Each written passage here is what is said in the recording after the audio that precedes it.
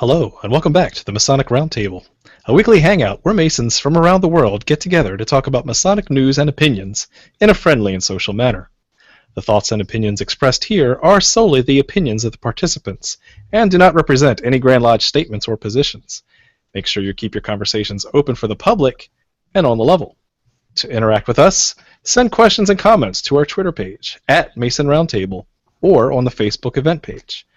My name is John Ruark. I'm a past master of the Patriot Lodge number 1957, and I am wearing the tuxedo that I wore as master during my year. And I'll hand it off to Robert Johnson for introductions. Hey guys, Robert Johnson here, Worshipful Master of Waukegan Lodge number 78 in Waukegan, Illinois, and host of Whence Came You Masonic podcast. And I'm wearing my Aloha Hawaiian shirt that I got from the Grand Lodge in Nebraska for my Masters and Wardens dinner. Very nice. And Juan? Good evening, everybody. My name is Juan Sepulveda. I am a member of Orange Blossom Lodge number 80 in Kissimmee, Florida, and I am the host of the Winding Stairs Freemasonry podcast. Today, I'm wearing what I'm always wearing. This is how I paint. This is how I sleep. I dress down for the show normally, just so that I can be at the par with everybody else. But this is a zipper on the back. Tell them. This is me. It's more like a Velcro suit. Yeah, just check it out. Rip it off. All right, thank you, and Jason Richards. Hey, good evening, everybody. My name is Jason Richards. I'm the Junior Warden of Acacia Lodge number 16 in good old Clifton, Virginia, and I am wearing one of the standard dress apparel items of Acacia, which is the Masonic polo shirt. And this particular shirt was actually a gift to me from Will and Christy Fowler down in Apollo Lodge number 921 in Huntsville, Alabama. Excellent. And Nick should be joining us shortly. Completely naked. He's derobing. Okay, for Masonic news, Jason, did you want to share about this blog on French Freemasonry that you found? Yes. Well, I can't say that I found it. Chris Hodap found it, and then I blatantly stole it from his amazing website. But what it is it's a blog all about French Freemasonry, written in English, so the lay people in America can actually read it and comment on it. So it's pretty neat. It's got a bunch of different articles on it, all about French Freemasonry, and it's pretty cool. It talks about all the different Grand Lodges in France, the GLNF, the Feminine Grand Lodge of France, Nice. The Mixed Grand Lodge of France. So it's pretty cool. So I recommend going and checking it out. It's www.frenchfreemasonry.org, and we'll post it on the show notes after the episode. That's really cool. It is. Mm-hmm. Very cool. The next topic is GoFundMe for dues. Apparently, in the Masonic news and the Masonic blogosphere, recently there was an individual who was trying to get their dues paid for through a GoFundMe page. GoFundMe is a Kickstarter-like thing for personal endeavors, and wanted to see if he could get help. So, what are you guys' thoughts on that? Isn't there almoner in lodges? So if there's a brother that can't pay his dues, he comes out of charity or another different fund. You know what I'm saying? Yeah, I think it's totally inappropriate. I do also. Mic drop. And here's why. If this is for dues, like Juan was saying, there is an almoner, or there is the worshipful master, or the secretary, or people within your own lodge who are supposed to take care of people who are enduring hardship. So why not go to them? If this is a person who is looking for money to cough up for petition fees or degree fees or something along those lines, especially if it's an appendant body, then maybe you shouldn't be joining the appendant body. Because if you need help just paying for the degree fees, you need to work on your own personal situation first, or else you're just going to be expelled for non-payment of dues when dues come around. I totally agree. I had this same conversation with my secretary about a month ago, and the thought was, we were talking about raising the petition fee from $100 to $200, and the thought process was, we don't want to have the kind of guys in the lodge that are going to make a willing sacrifice to take food out of their kids' mouths. Does that make sense? I don't know how to articulate it better, but if you can't afford it, don't try to afford it and put yourself in a bad place. Come back when you're ready. But to that end, what were his dues? What was he looking to gain? I honestly, my memory serves me correctly, and we're not going to call anybody out, I think he was actually just trying to raise $100. That's it. And I think it was actually for the application, right? So it wasn't current dues for, I think it was like Scottish Rite or something. I want to join Scottish Rite, so I just need $100. Here's the flip side of that. So I've been thinking about this. I do know that there have been some very entrepreneurial-like students that have basically sold stocks in themselves. This is not Masonic at all, but as they're going through trying to get into college or get a job, they would go around to friends and family and say, you can buy 200 shares of John Ruark. And what does that get you? It gets you a chance as a stockholder to influence where I go to school, what I do, and it's a very creative way to fund, get capital for a career path or for an aspiration. And in that way, hopefully, that person should get some return on investment, however you want to define that, whether it be satisfaction or whether it be monetary. But people have tried it outside of this scenario, and it might work. So what's interesting is just the whole 21st century take on this, that before, we've talked about in our chat room, sometimes you'll have people that will say, I'll pay for his petition if he joins, that's no different than where it was 50, 100 years ago. But now it's on the entire internet level where, random people could be funding, your but that's fees. I think there's an issue with that. I mean, we're talking about $100 dues. I know some Prince Hall lodges that have a $1,000 petition fee. Okay, I mean, that's a lot of money. Maybe in some weird world, maybe I'd agree with that somehow. We're talking about a $100 petition. As Jason said, in my lodge, I have a couple guys who can't pay dues. We carry them every year, and we pay their per capita every year. They don't even... And there's nothing innately wrong with that. Yeah, these guys are the guys that we pay for. They don't even show up. They're just good brothers. We know them outside. They show up at the luncheons. They just don't come to meetings. I don't know, and again, let me back up and say, I apologize if I come off aggressive in saying that absolutely not. I think it's atrocious that you're trying to raise $100. I don't know the circumstance. Sure. Let me not presume to know. But in general, I just don't think that's a good idea. Mm-hmm. Well, it gets back to the promises that you make as a Master Mason, which all revolve around the idea of not causing financial harm to yourself or family. Right. And that's one of the cornerstones of being a Mason, is looking out for your family's well-being. And if you're going to be joining so many bodies where it's going to become an issue and cause financial harm to your family, then I would go so far as to say that that's unmasonic.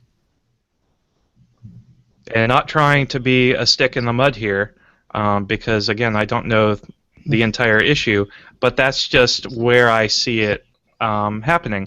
That's why I've only joined 2 appendant bodies, because the the dues for multiple appendant bodies gets to the point where I'm doing myself and my family a disservice. Mm-hmm. Yeah. And if you'd like to donate to Jason Richards' Scottish Rite dues, send an email to. We're all gonna. Not a member of the Scottish Rite. Yet. Nick Johnson, introduce yourself and who are you wearing? Uh-oh. I am Nick Johnson, Corinthian Lodge number 67, Big Time Farmington. And I have this. There you go. That's amazing. I don't know. I can't remember where it's from. It's like a shirt.woo.com. Yeah. Oh, yeah. My little monkey fez. Yeah, for the podcast listeners, you want to check out the YouTube video so you can see him, because he's not just wearing, he's modeling it. But it's and he's not naked. Work it. Not naked like we speculated at the beginning of the show. But it's a shirt that has a monkey with a fez on it, and what's that radioactive symbol on the fez? A whole bunch of symbolism on it as well. Yep, it's got the banana. Oh yeah. Nice. There you go. Square compass instead of but a banana. The past banana. Got it. Oh. All right. And the next topic for news this week is even the Masons are baffled by this new Masonic police department. No. It's an old Masonic police department. It's ancient, actually. What did you read about that, Jason? I mean, it's just a continuation of the story where everybody's just wondering what in the world these people were doing, and including the Masonic lodges in the area who are just like, really, what is going on? So there's not really there's not really much of a story here outside of the fact that obviously you're seeing the Masonic community try to distance themselves, rightfully so, from an unsanctioned Masonic activity. It's like people who are calling themselves Freemasons who were trying to operate a strip club in Maryland back several months ago. It's like, no, they weren't really members of the craft. They were not acting of a nature becoming of a Mason, and they weren't representing the craft in their actions there. Okay. So the plot thickens, and we haven't heard much lately as far as what actually developed after the charges are filed, but stay tuned. We'll cover it for sure. All right, Nick, are you ready for MMQOT? XYZ PDQ.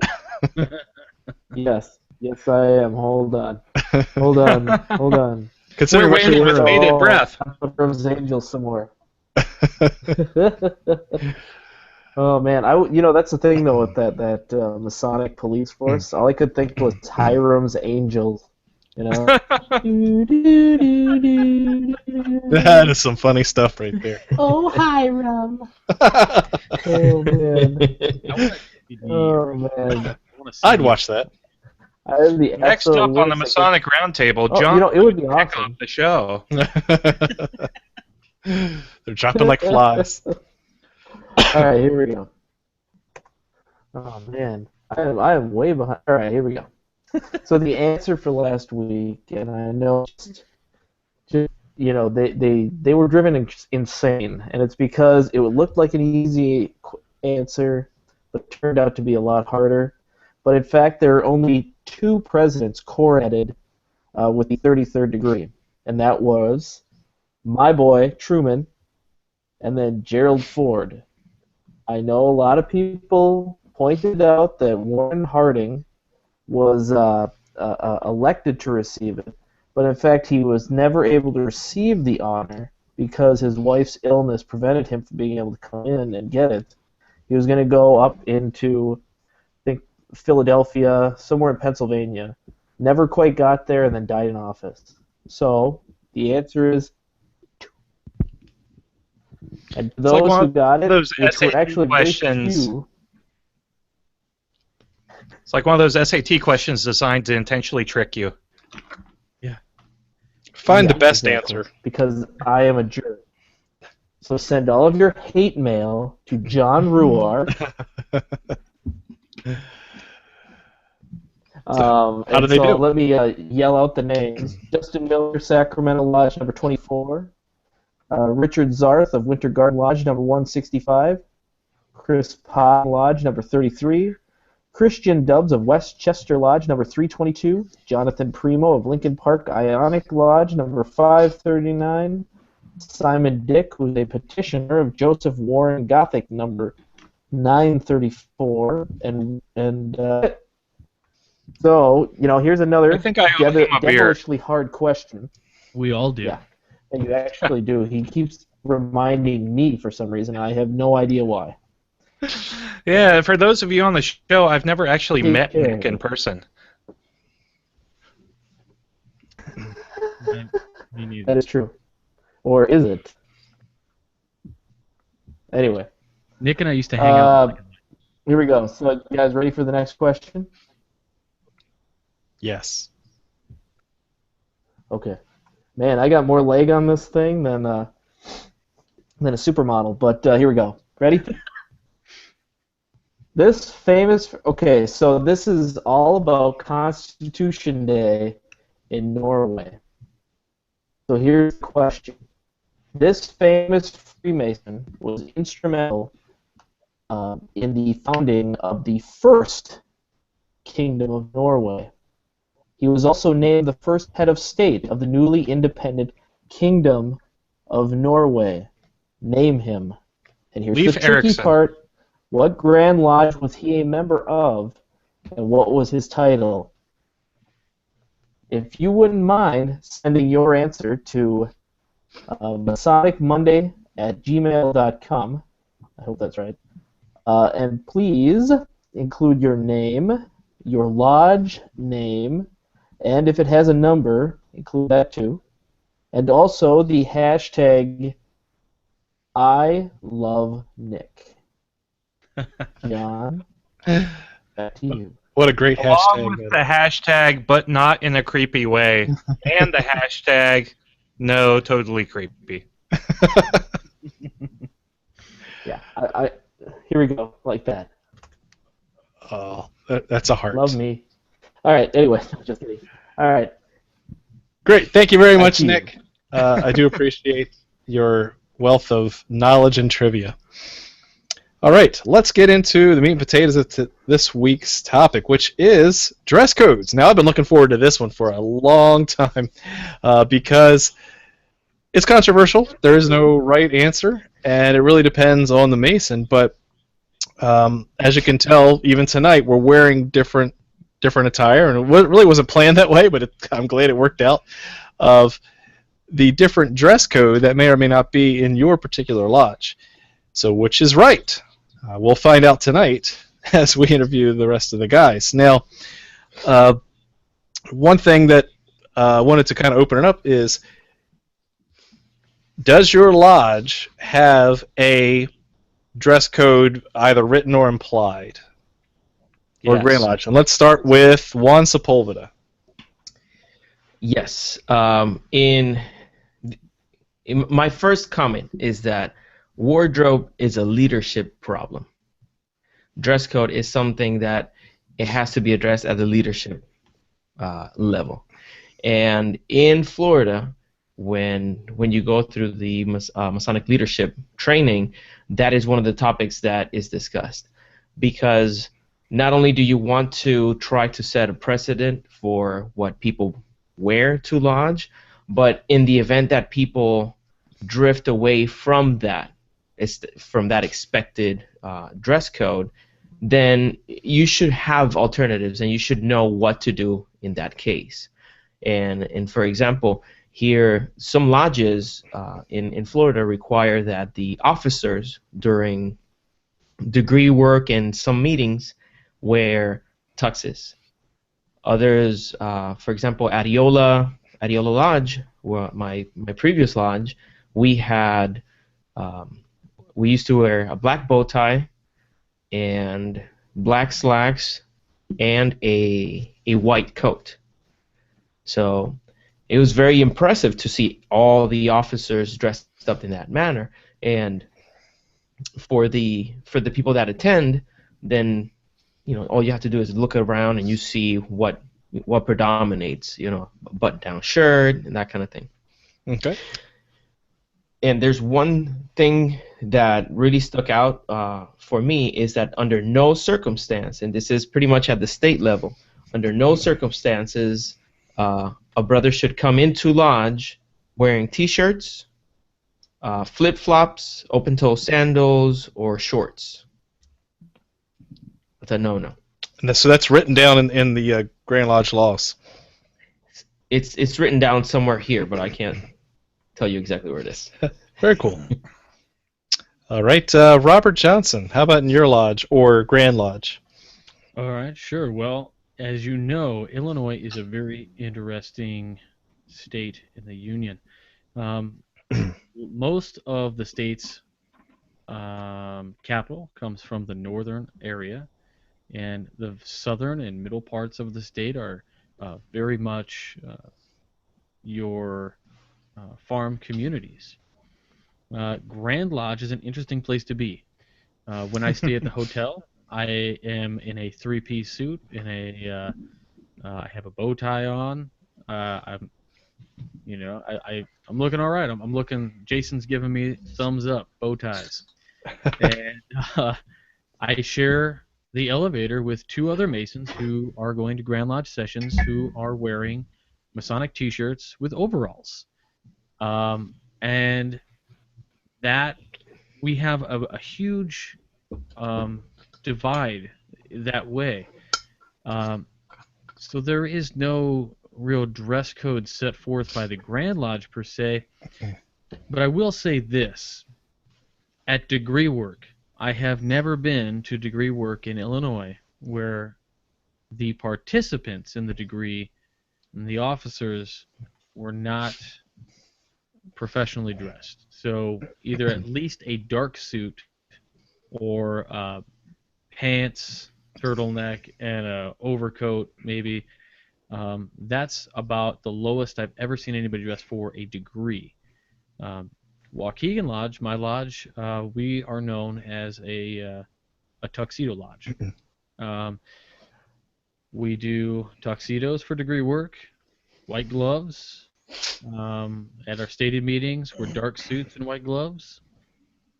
And it can vary year by year depending on the master's prerogative. Yeah, I was going to say, is that the master's prerogative? And you did answer that. Absolutely is the master's prerogative. So in years past, and it really wasn't designated as the master's prerogative until 10, 15 years ago.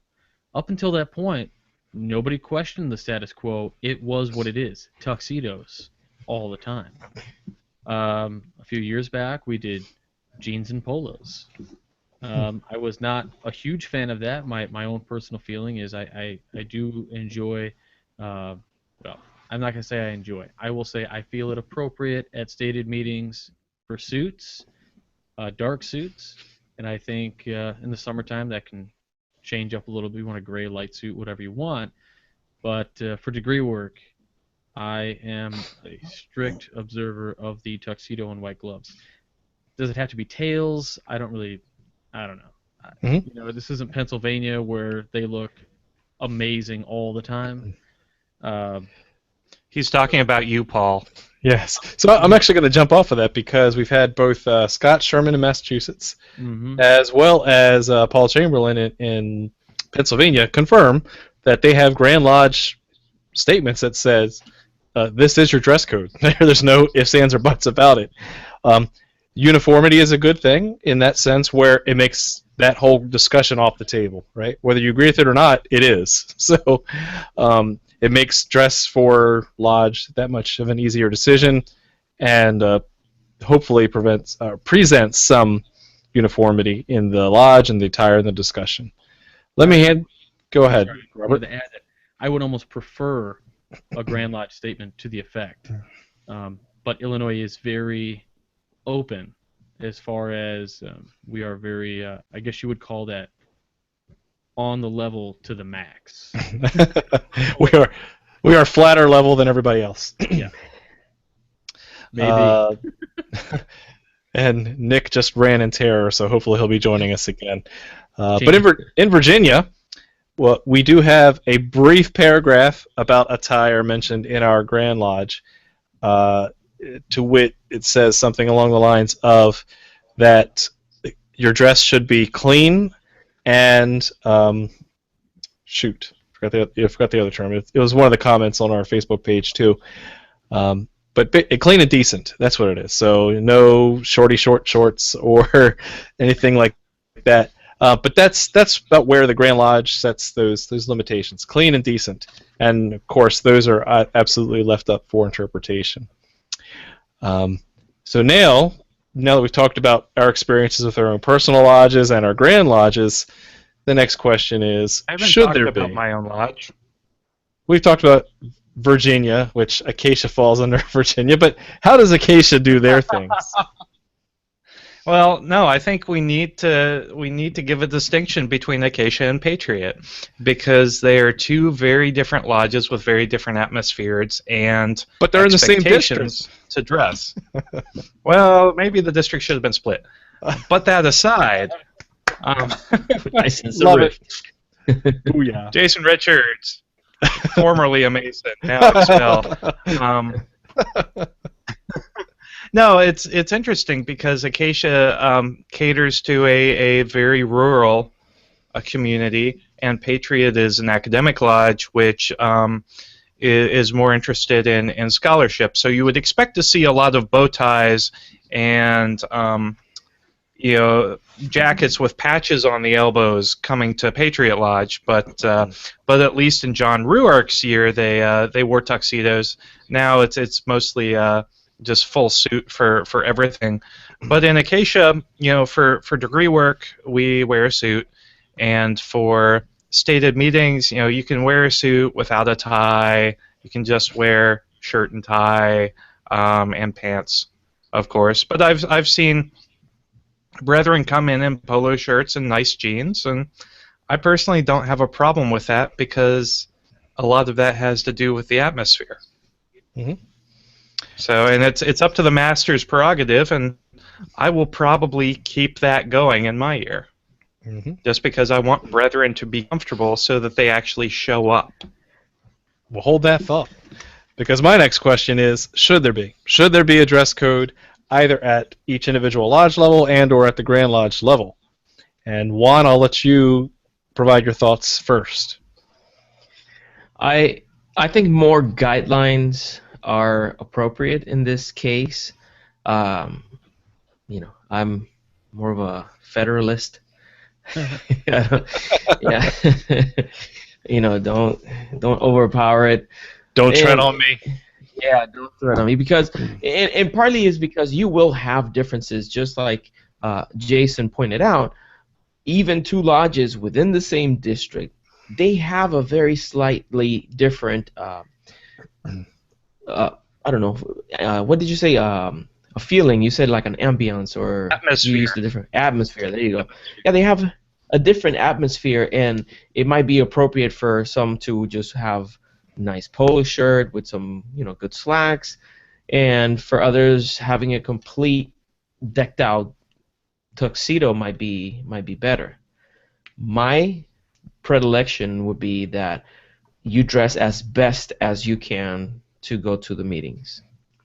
Now that can be a little difficult here in Florida because it can get really, really hot. So, but if it were up to me, it would be mandatory suit and tie and up.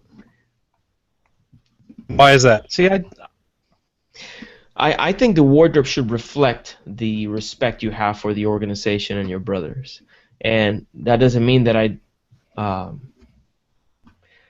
it should. I don't know. There's a sense of pride in belonging to an organization like ours, and I think that part of that respect and that admiration can be expressed through your wardrobe. And I grew up in Puerto Rico, where even the poorest of the poor would wear their nicest to go to places that matter. So that was a way in which we showed, this is important to me. I'm going to make an extra effort to, even if I'm going to wear the same button-down shirt that I've worn 70 times, I'm going to iron it, I'm going to starch it, I'm gonna make sure that my shoes are polished, and that showed that pride in belonging somewhere. Robert, what do you think? Should there be a dress code? I feel that there should be a dress code. I am much follow the same thought process as Juan. I do believe that a suit and tie is where it should start for a stated, or I believe degree work should always be in a tux. And if it is a lodge function, say a community event or something like that, that's where I feel, for me, polos and things like that would come into play. We have a table every year for the lodge at an air show. I wear jeans, my polo, and a sport coat. I think in the lodge it's very important to uphold an image of what I would call a professional turn-of-the-century type look. I think it turns heads. I think it creates an interest. I think it should be kind of a Sunday best type thing. My own opinion. I was always told. I came to lodge once in cargo shorts. Once. It was not. And in my district, just like you guys said, it goes from place to place. I mean, I have 7 or 8 lodges in my district, and the dress there at every meeting is different. Some lodges are sweatpants and T-shirts, and some lodges. I mean, you can find lodges, Walmart. People like that thing's going on all the way up to the top. So it really is a preference, but I would prefer suits. So I'm going to play devil's advocate here and hear the most common response to that, which I don't believe. But the question is, isn't it the internal, not the external qualifications of a man? Yeah. Why have a dress code?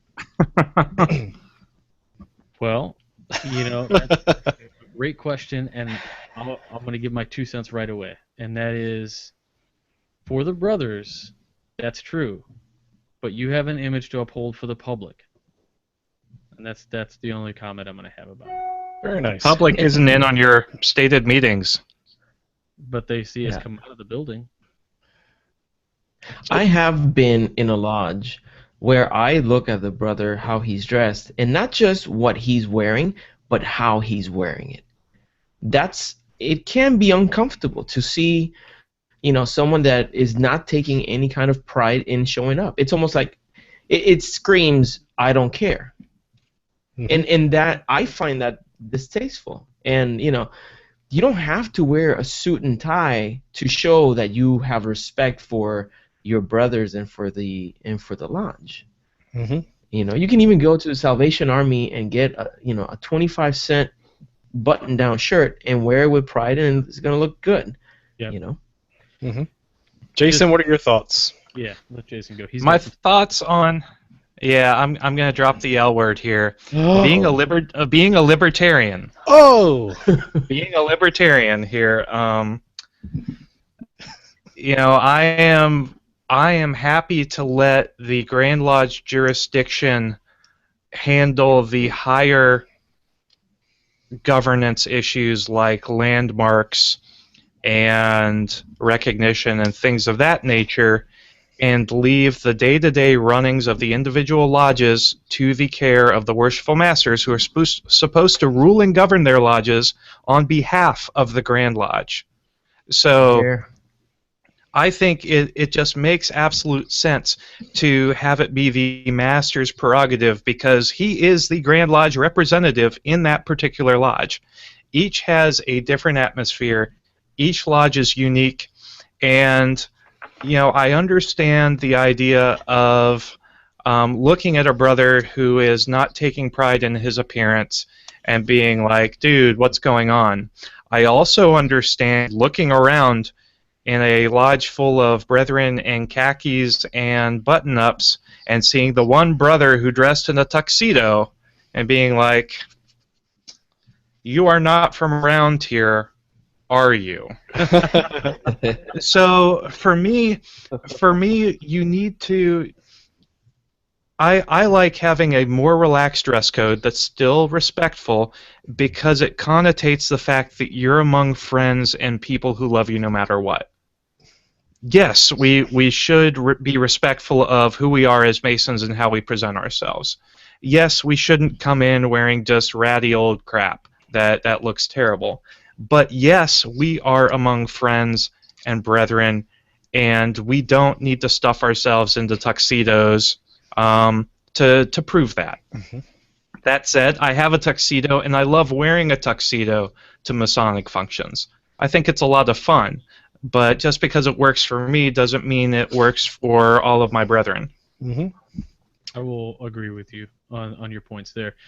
There are times where I preside over a meeting, and people that are at the meeting are not wearing the same. I mean, I've got a ton of guys who come in wearing jeans and Harley button-down shirts every meeting, and that's just the way it is. Right. It doesn't matter to me because, as you said, in the lodge, I think if there's not a special meeting and you're not having dignitaries and things, I think that's to your point, Jason. Yep. But again, it's up to the master of the lodge as a Grand Lodge representative to dictate that. And I think if you're going in jeans and a Harley-Davidson polo, when that's in direct contravention of what the master has expressed for his desire for the dress code that year, then I think you're in the wrong. Mm-hmm. Nick, how about you? What do you think? Should there be a dress code in your lodge or Grand Lodge?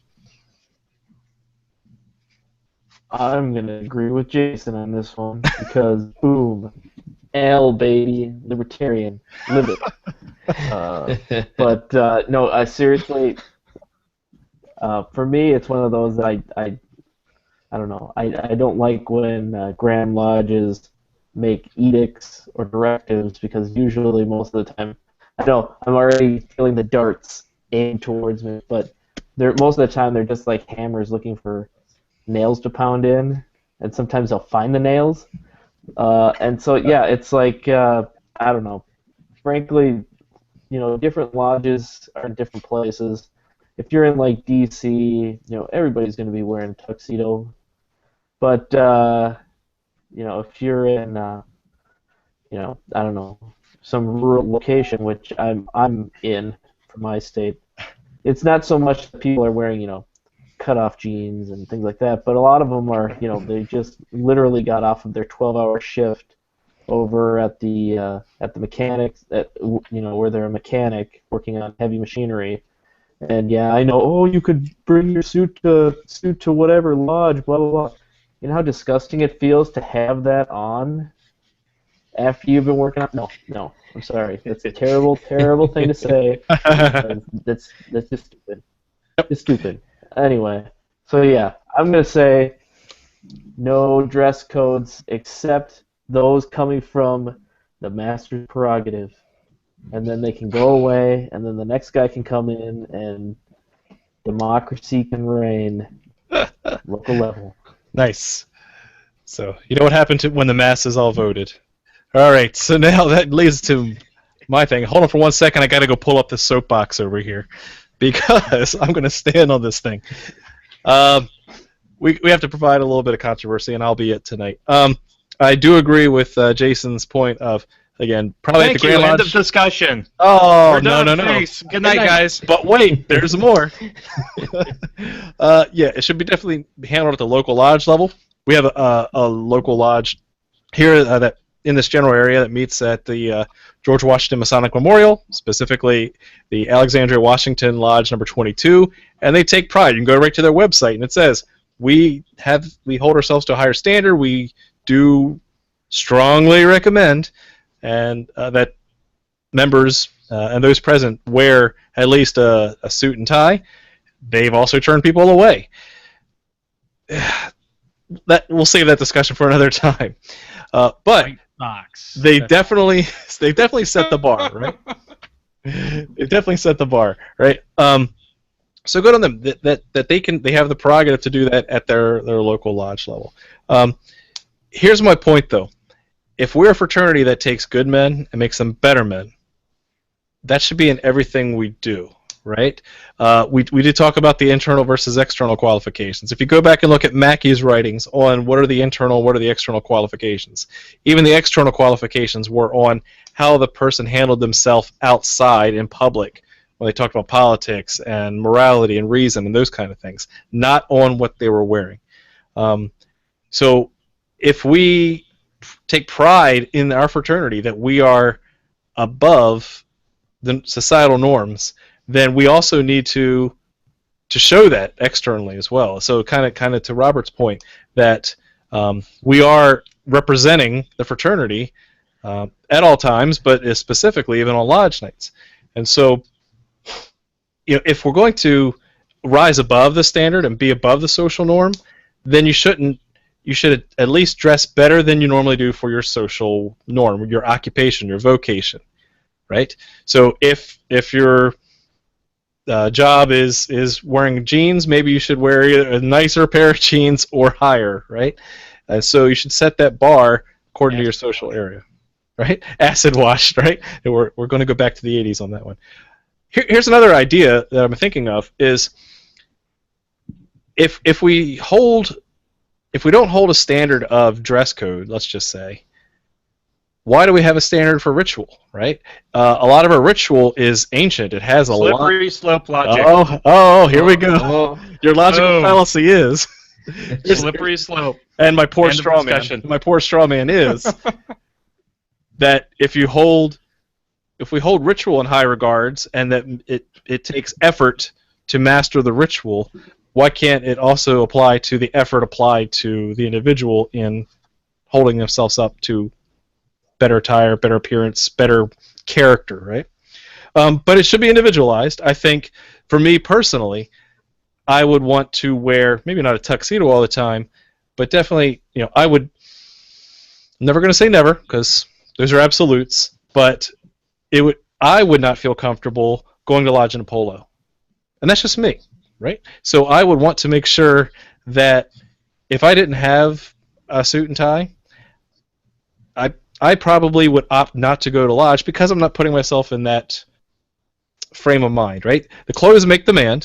It's been proven that you do take on a better stature, a better character, a better posture, both literally and figuratively, when you dress for the part, right? You dress for the job you want, not the job you have. So the act of putting on a better set of clothes can actually raise your spirit, your consciousness. And so that is part of the transformation that I feel when I go to lodge. And so part of that has to be part of getting myself mentally and physically prepared to go to lodge. Well, and you say something interesting, John, if I can interject real quick. That's pretty much it. Yeah. So you'd rather not go to lodge than show up in a manner that you feel does not befit yourself as a Mason. I think I'm characterizing that correctly. Sure. I would rather have someone come to lodge than not, because they feel that they don't really have the time or the means to dress what the rest of the lodge feels is appropriate. And let me explain that. Or what they... I think the majority of the listeners would probably agree with your statement. We'd rather have someone in lodge with jeans and a t-shirt than not in lodge at all.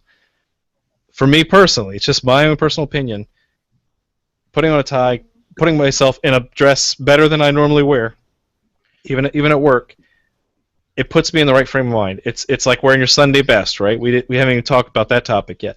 What you'd wear to church. Some people would wear jeans and a t-shirt to church, right? I'm not there yet. And so it's the act of purification, the act of aligning yourself to a more spiritual plane rather than an earthly plane.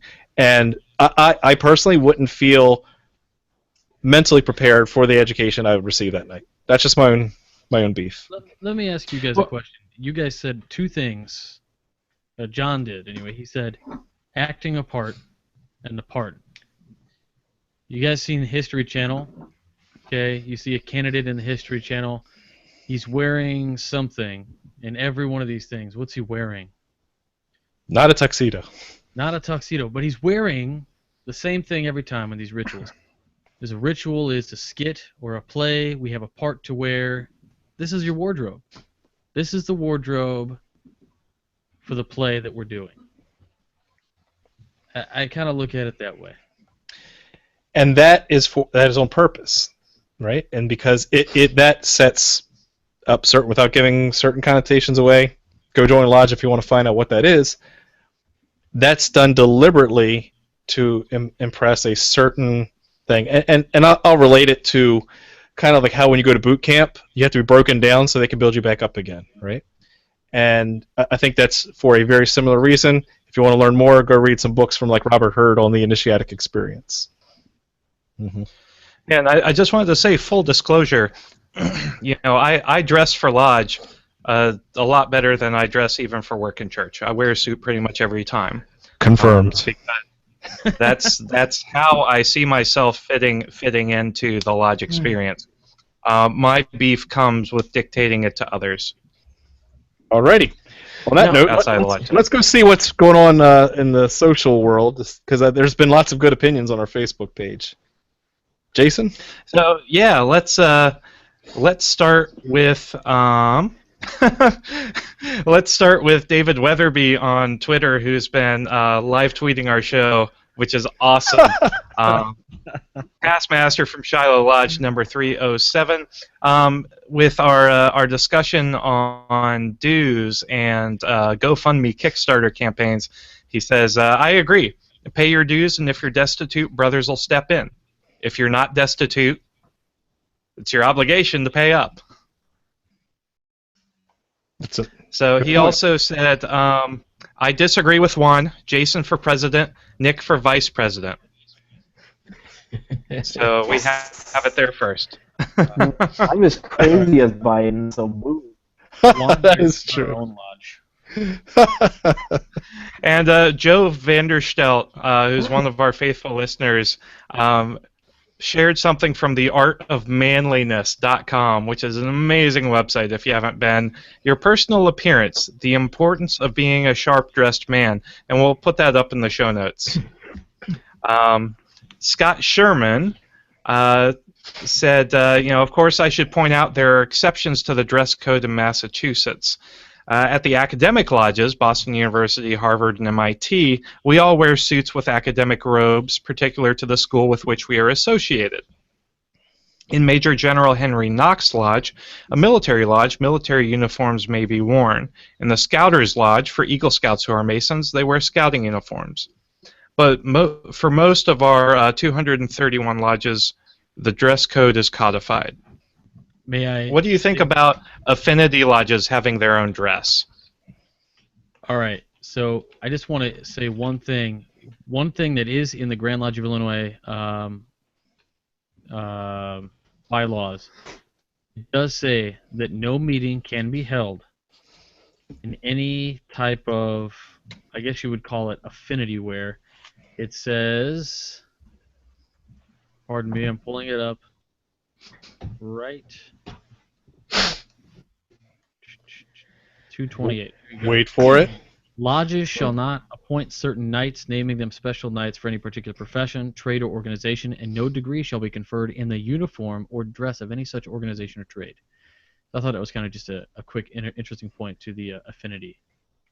But that doesn't seem to apply for affinity lodges per se. That's just affinity knights. Yeah. So a ninja lodge would be different. Would be cool. It would be. And about the karate lodge. Dressed in black. They'd be dressed in black. It'd be perfect. How cool would that be? What else, Jason? Well, the problem is you'd go to the lodge and you'd never see it. Nick, what was that? So, Matt.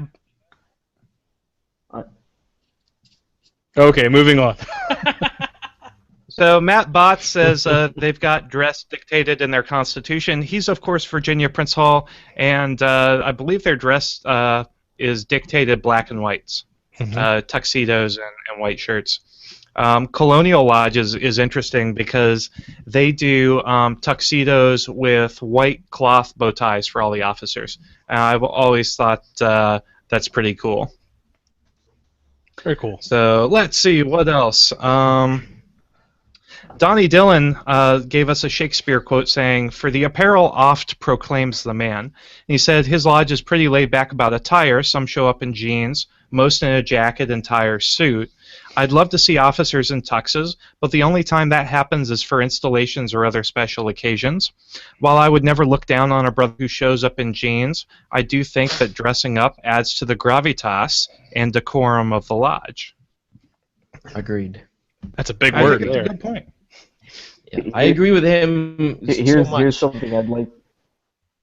Oh, Nick? Here's something I'd like to point out. I truly hate the tuxedo. There it is, right there. I think it is done to death. I think we do it far too often in everything that we do.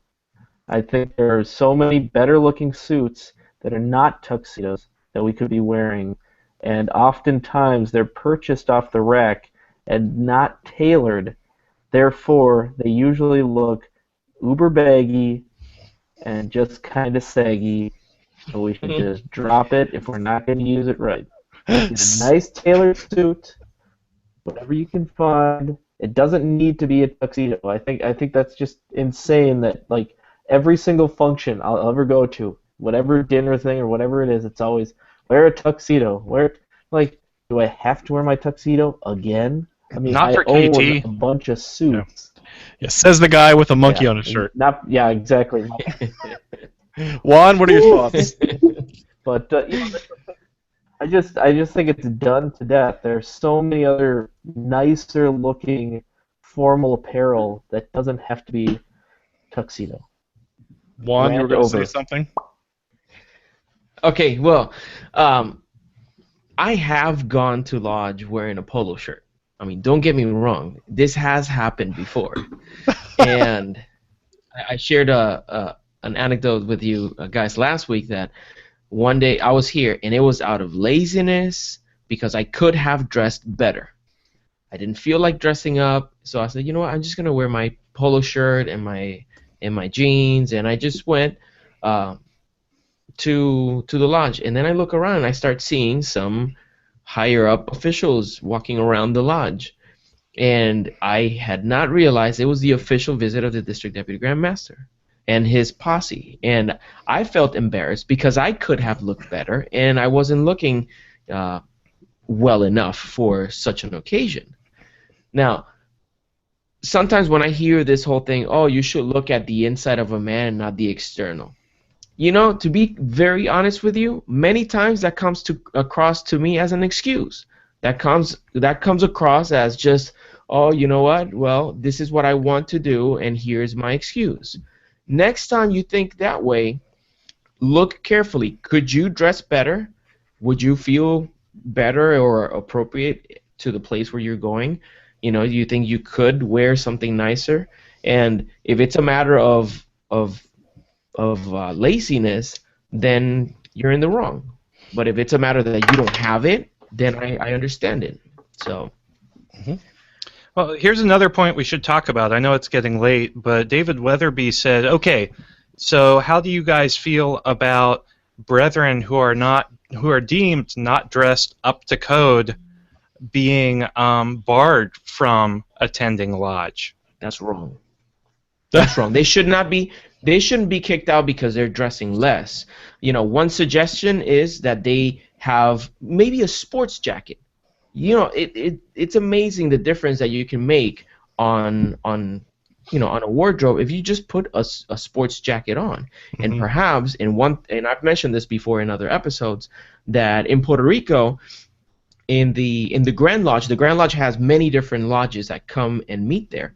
Well, they have a closet where they have an array of different suit jackets and sports jackets, all kinds of sizes. Good. And if a visitor comes And when he looks at the rest of the people, they might notice that he's a little bit uncomfortable because he's underdressed. They have something to offer him to make him comfortable and feel, feel at ease with other brothers. Mm-hmm. Not kick him out. All right, you guys ever been to a restaurant that told you can't come in? Well, Nope. I don't want to see your toes when I'm. McDonald's has never turned me away. I have been told that I have to go put on a tie and a coat to come in. Really? Clubs in college, yeah, they would turn you away for what you're wearing. So, decorum. I wouldn't turn somebody away, though. I want to make that absolutely clear. Yeah. So I mean, depending on the scenario, depending on the lodge, right? So AW22 is in their right to have their own standard for lodge. If it were me running the lodge, I'd let the brother in because that's the brotherly thing to do. However, you would hope that, I wouldn't say embarrassment, that's a wrong word, but you understand where I'm going, is that you want to understand the atmosphere and personality of that lodge. Do we whisper good counsel in brothers' ears? Yeah. We get the oldest running crotchety past master to do that. And usually it's screamed from across the room. All right. This has been a good discussion. Anything else, Jason? Oh, we have to throw Al Leathers and Blake Miles Leach a bone as well. Al said, "I don't wear a tie to work on most days, but I always do when I attend lodge. Being a Master Mason is special, and we should give it the decorum and respect the craft deserves." Step it up a notch. Good. And Blake Leach mentions as well, dress code is very important. It's part of the uniform of a Mason to be in their finest, and in doing so, promotes equality in and of itself within the lodge. So it's a mark of respect to other members and the institution. So it makes sense. Very cool. All right, let's bring it home, starting with Robert Johnson. Oh, you had to start with me. All right, so first of all, I just want to say, again, thanks for watching the show. It's a very great show we're doing tonight. I promoted it like gangbusters when I was downstate. I hope, Grandmaster Weir, you're watching. It's a good program. Anyway, I need to say that I've bought suits at the Goodwill for $10 and had them tailored for $20. I'm not above that. I found great suits, and I've considered buying a bunch of them just to give them out to brothers to say, hey, this might fit you, go get it tailored, and we'll cover the bill. So there's that. I had to mention this article that Stephen L. Harrison did quite a while back, and it's called "I'm a Curmudgeon and Proud of It." I'm going to read you they're not even paragraphs, but he's talking about going to lodge, and he saw a picture of George Washington on the wall wearing his finest. It says, "So I attended a lodge meeting last night. I went to a lodge which had the same picture hanging on its wall, this picture of George Washington. There stood George attired in a manner which reflected a seriousness of purpose and respect for his brothers and the fraternity. I imagined sitting there as he called the lodge to order, and then suddenly, almost ruthlessly, I popped back to reality as the master of the lodge I was attending did the same. 'Brethren,' he boomed, 'you will say the pledge of... no, you will join me in saying the Pledge of Allegiance to... Is that right?' Making up for the fact that he couldn't even stumble through the first line of the opening ritual was the uninspiring fact that he was dressed in cut-off jeans and a t-shirt. Adding a pork pie hat to his ensemble, along with his slight frame, he had me convinced I was staring at Pee Wee Herman in his skivvies." Wow. It's a fairly interesting article, and it goes on for 3 or 4 more paragraphs, but it's an interesting article. I found humor in it when I initially read it, but something to think about for sure. And I think everybody had some great points tonight. I tend to lean more on the side of Juan. I do completely agree with his sentiments, dressing for success. These things that John was talking about. But I definitely see the point where Nick and Jason came together and said that it should be the master's prerogative, and perhaps the Grand Lodge shouldn't dictate. I see all of it, and yet if a brother comes to lodge and he's wearing cut-off jeans and a t-shirt, I think it would be unbrotherly to send him away. I also feel I think if you're visiting a lodge, you should wear what you normally wear. And if brothers are brothers, they're never going to point you out. Even if you're wearing a tux and you're among a bunch of jeans and Harley Davidson t-shirts, sure, you're going to feel weird, but we've all been there. We've all overdressed. Have you guys been underdressed when a candidate came dressed in a suit? I mean, these are all things that, can happen. Anyway, I digress. If you like Masonic podcasts, check out Whence Came You, Sunday nights, 9:30. Midnight Freemasons publishes on Mondays, Wednesdays, and Fridays. Check it all out. And thanks. Coolio. All right, Juan, your thoughts. I enjoyed this episode. We have fairly uniform opinions regarding wardrobe. Somewhat, I really enjoyed it. It makes me think. There are times where I feel that, like I mentioned before, we need to show pride in the organization and respect towards the brethren that are there. If you have to wear a polo shirt, wear it as well as you can, and tuck that sucker in if you can. No, I'm kidding. But it's the most important thing is that regardless of what the brother is wearing, we make them feel comfortable. This is a place where we come together to really try to become the best version of ourselves possible. And if we're looking down on people or we're making them feel inferior, then that's not the correct way. If we think that they should be dressing properly as leaders as leaders within our lodge, we need to be able to tactfully help them get used to trying better. It's almost like a culture thing. You can't change it overnight without facing a strong repercussions. If you're in a lodge that where people don't really dress up to come to lodge, and you're in a position of leadership, perhaps suggest that little by little you start bringing the wardrobe up. But the most important thing, don't wear 5 pins in your lapel. We've had really cool conversations about that. Wear 1 or 2 if necessary. It should just be the Masonic Roundtable pin. That's all. That's it. Look, I have it right here, and if you go to theMasonicRoundtable.com and order 1, you help this show continue. And granted, you're gonna have a whole bunch more. Don't stuff them in a drawer in your house. Display them proudly on a Masonic pin display apron, exclusively on FreemasonryArt.com. Beautiful. Thank you. All right, thank you, Juan.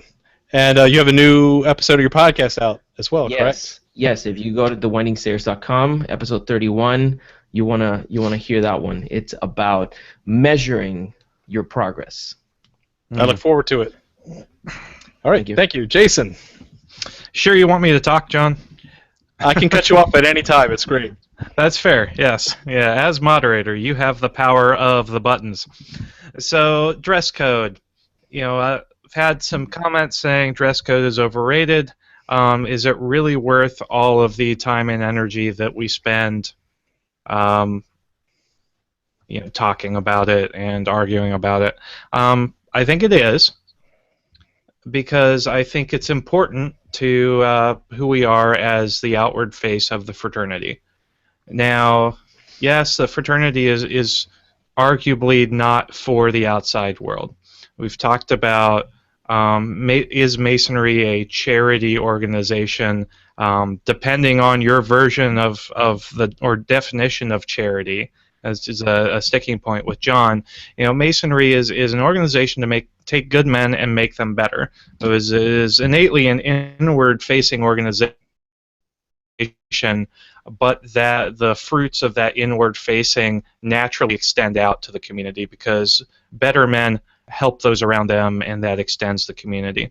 So I can understand the argument for putting your best foot forward as far as dress is concerned, but I can't foot stomp this enough. I really think as the as the Grand Lodge representative to a particular lodge, you just have to give the master that authority to dictate what he will and will not accept as far as attire in his lodge. And that's my story, and I'm sticking to it. Hey, everybody, thanks so much for watching. We love the social media interaction. Please keep up with us. Please send us emails. Send us messages on Facebook. Let us know what you'd like to have us talk about. You know, we are well into our second year at this point, and we've got plenty of topics in the backlog, but we can always use more. And if you guys come to us with a really amazing topic, we will switch stuff around so that we can talk about that one sooner, because that's awesome. So thank you so much. Like us on Facebook. Check us out on iTunes. Subscribe on iTunes. Subscribe on YouTube. Rate us on iTunes, please, because those ratings help us bolster our stats in the search engine for iTunes. Check us out on Stitcher. And thanks so much for coming and listening to us babble on about Masonry for an hour a week, every single week. Awesome. Thank you very much, Jason. Nick. Oh, that's me. Am I working okay? Yeah, you're good. All right, cool. Anyway, I had to switch tech. You know, for me, I think that I don't mind the idea of dressing up. I think we really need to start encouraging tailoring of suits. I think we have a series, and I get it. People buy them off the rack, and they're like, "Oh, that's nice." But seriously, get them tailored, make them look nice.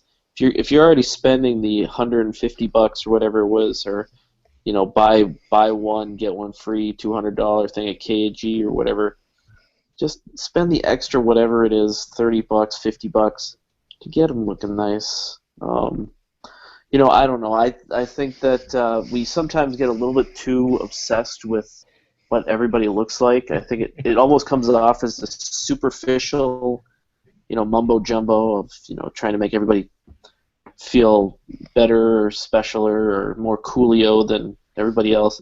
I don't get it. Whatever. But yeah, I think it's okay to dress up once in a while. I do it. My lodge actually encourages, even though it doesn't, it's kind of this thing that you learn when you're a past master. So I'm letting you in on a past master secret.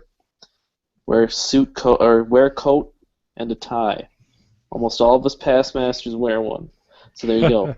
That's your secret. Nice. And then one last thing that, guess what? Reddit actually gave me some excellent advice. But user Plum Square Level said somebody was asking how often do you get your tuxedo cleaned, and he gave pretty much the best advice I've ever heard, and that is, this is a very debatable topic, but my position is that suits and tuxedos should only be dry cleaned when they're dirty and or smelly, or in other words, not on a set schedule. I try to dry clean my suits as infrequently as possible because the dry cleaning process is hard on buttons and fabric. I had a long conversation with my tailor about this a while ago. His position was that you should spot clean wherever possible and treat dry cleaning as a last resort. So that's your advice. That's your DIY hot tip. I have a blog, millennialfreemason.com. Boom. That's it. Awesome. Thank you very much, Nick. I appreciate that. And for my final thoughts, thanks for sticking along this far. A couple other things I've reserved for the end is that it's been my observation that there are some of those who dress down for lodge, but always seem to find nice attire. I'm talking like even tuxedos for Grand Lodge.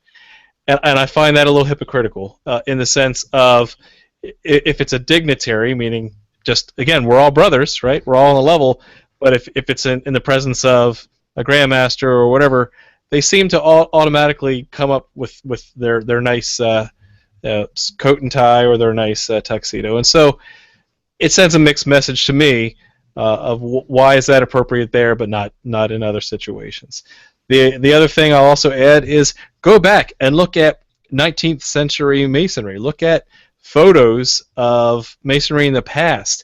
I challenge each and every one of you to find a polo shirt or to find something less than a coat and tie, right? So it was always that way. We're so hardcore about our traditions.